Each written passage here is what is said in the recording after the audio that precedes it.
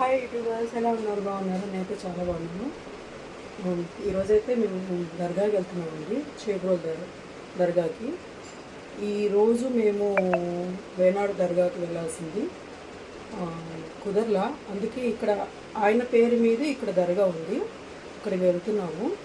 అక్కడ వెళ్ళిన తర్వాత నేను వీడియో షూట్ చేస్తాను, చూడండి, ఓకేనా?